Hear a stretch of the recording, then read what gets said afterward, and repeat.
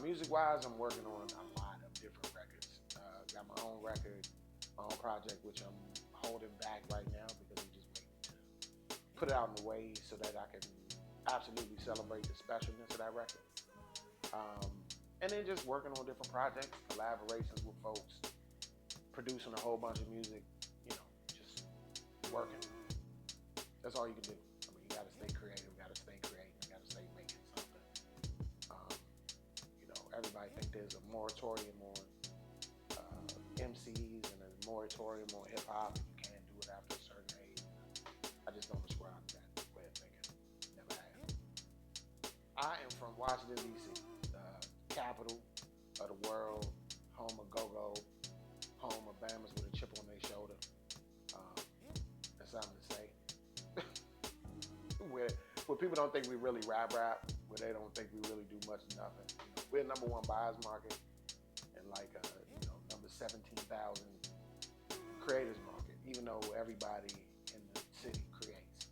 Like that's every form of art you can think about, from visual art to music to dance, all of that. DC is a very, very creative city.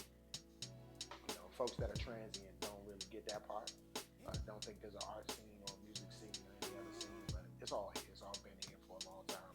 There's a long legacy of people who are innovators, from Bad Brains to Marvin Gaye. Yeah, I mean, so the thing is, I come from the freestyle unit.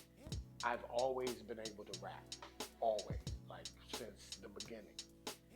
Just because I sing a little bit or I get into the melodic side of my voice or being able to use my voice, especially in different genres of music or what people call different genres of music. I don't really look at it like that. I mean, for me, everything is actually hip hop. So that's how I was raised. That's what I fell in love with. I love go-go music. I love rock. I love electronica. I love soul, country. I love all of it. And I don't limit myself. But, when you do hip hop and when you participate in the culture, a lot of times people try to box you into what it means to be an MC. I just had a conversation with a friend this morning, my man Sub Z, and he was like, "Yeah, as much as we love all the people that they say be freestyling, he's like, it's really not off the top. It's like written." And I was like, "Right, it's written. And if you ever ran across me or Sub or Black Indian for sure, you knew we was coming off the top. And that's not just 4/4 beats. That's beats in any, man. We had a mantra. You could throw a can down the stairs, we'll rap to that." Right? And so people forget that I got a pen. My pen been nasty. Like, I'm not even gonna front on you. And I'm not the type of person that's like slicing or whatever, but nah, I had a song and my pen name Ben Flint. My pen game Ben Flint. Like the pen still nice. And so working with Judah on this project, I was like, you know what?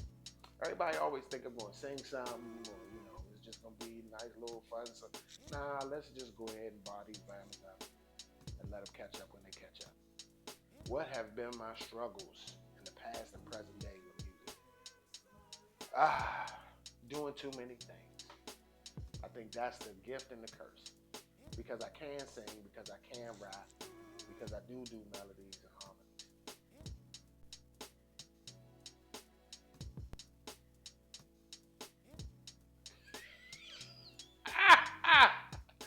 It's too many to name. For real. Like, being able to do too many things is a gift and a curse. Because when you are able to do all of the things, people don't ascribe the thing that they think you can do. Like, people are really one-dimensional a lot of times, sadly, right? If they meet you as a producer, they think that's all you can do is be a producer. If they meet you as a DJ, that's all they think you can do, even though you might participate in creating all types of ways. Like, I'm a multi-hyphenate, multi-dimensional person, like every other black person. I'm not a monolith. So because I can sing, because I rap, and I produce, and I make rock music, or I make electronic music, or I make dance music, or I make hip hop music, or I might make a country song, and I put all these things in records sometimes, so the record be everywhere. Not crazy, not like disjointed, but I could tell a story and have all of these different tapestries and paintbrushes and things that I use to create the stories and craft the record. And so when things I did in 2000, I think people catching up to now, right? Topics I was covering in 96, people talk about now. Things that, we don't look at Tyler the Creator as somebody weird, or they do, right? But people starting to catch up now. But Tyler was doing all sorts of music, and I was doing all sorts of music. Not that we the same, but I'm just saying, when you're a multi personality like that, that's the gift and the curse.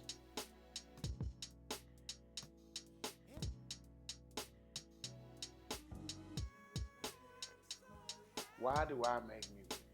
Man, it is the only way that I can process my emotions the best way that I can. Right? I suffered from depression for a long time, and this was one of the only outlets that allowed me to get it all out. Like, some people do drugs, some people drink. They try to drink their pain away. Music and performing, like when I first was able to hit the stage and perform in front of a bunch of people, that was it. I was able to just tell my story and scream it all out, like, to get it all out. Every tear, every frustration, all the anger, happiness, joy, everything. It all, to me, is associated with music. So that's why I write it. That's why I create it.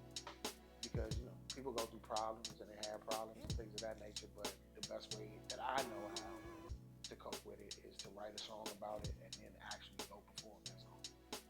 So, and then hopefully it resonate with somebody else and they can get some freedom too. Have I written many songs while depressed? 100%.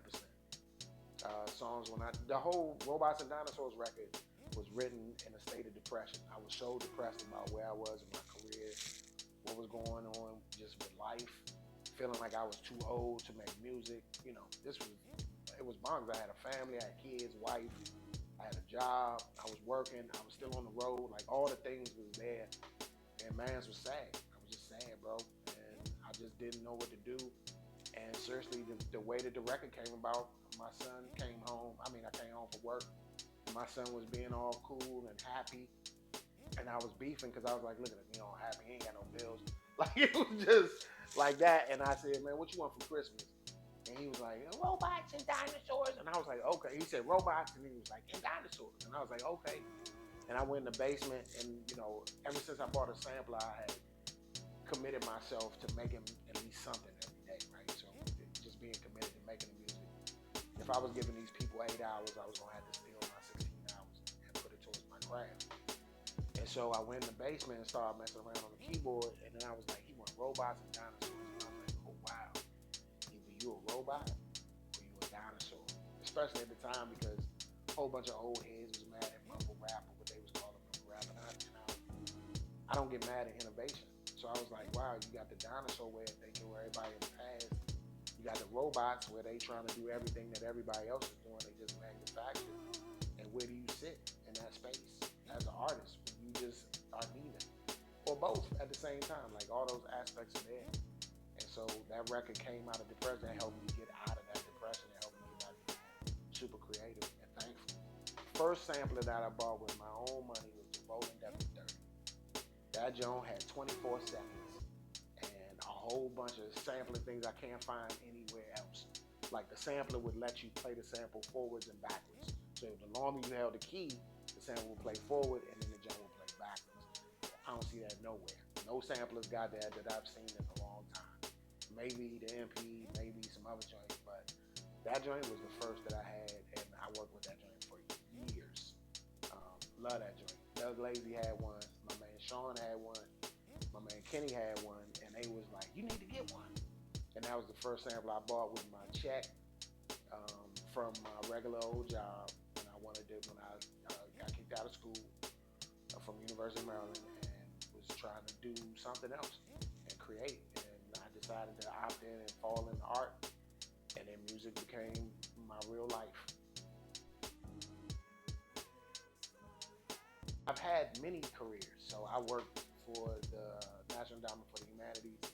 I was Lynn Cheney's personal driver. Beat that. Yeah, I used to go over to the Pentagon, pick up stuff from Dick Cheney, bring it over to Lynn Cheney, or drive her around the city. Um, and I worked at the NEH. I worked at Kinko's. I was at Kinko's. If you know about the Kinko's days, I ain't gonna tell you the location, but we was in there. grinding it out.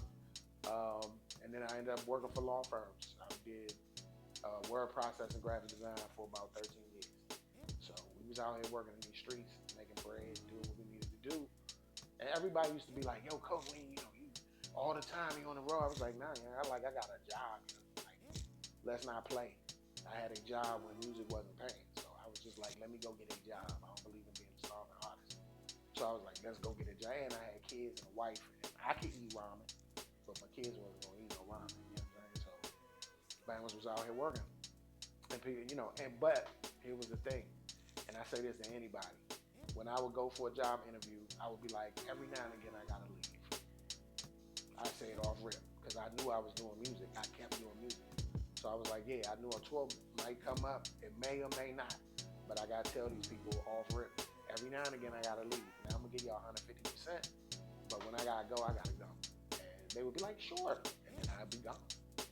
So that's how I was able to do it. In terms of music and my voice and what I'm trying to achieve right now, the same thing I've been working on for my entire career, being 100% honest. Trends come, trends go. People sound come and go. Styles of rapping come and go. But being honest should never go nowhere.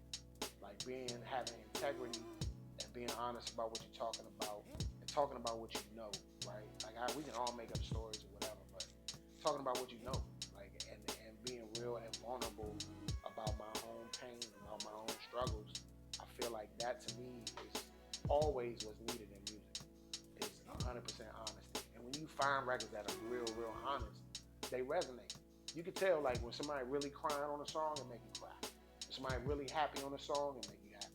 When somebody really sold drugs in real life and they give you a real line, you be like, yeah, they was outside, right? I mean, so that honesty is there, and that's what you always want to hear, and that's what I've always wanted to achieve and always wanted to represent.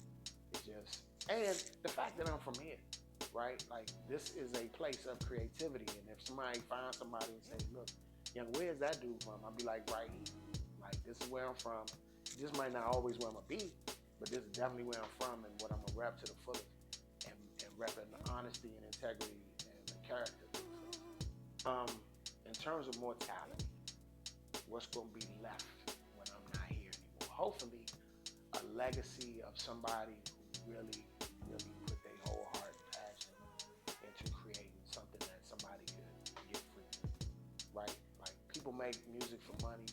People make music for sex or whatever they want to get, right?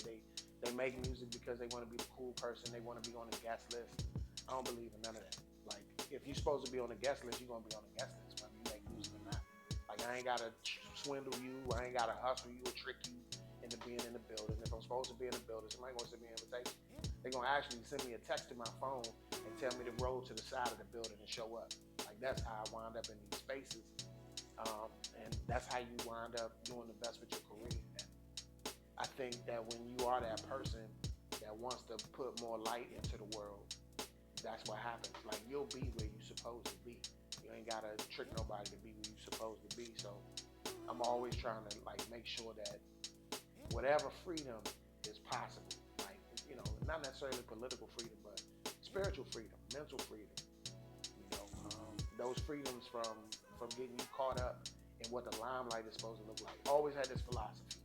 It's called the limelight for a reason. It's not real life. People see you on stage. If they really want you, if they really about that life, if they really interested, 15 minutes. Just leave for 15 minutes after you get off stage. Leave for 15 minutes after your record's hot. Leave for 15 minutes after you just did the cycle on whatever platform you're on, right? And if people still interested in 15 minutes, then they really care. But if they get to go on to the next person after 15 minutes, that little spotlight you had for 15 minutes is not really real. So don't get decisive over, things that aren't really real. Just be your original, genuine self and make music because you want to make music. And be honest. Listen, if you want to make music for draws, at least be honest about making music for draws. If it's just for bread, just make it for bread. At least that's honest, right? So for me, I think the legacy that I'm going to leave is somebody who made some songs, made us dance, made us cry, made us believe, made us love, and made us listen and think differently. That's all I want. Just people to consume that and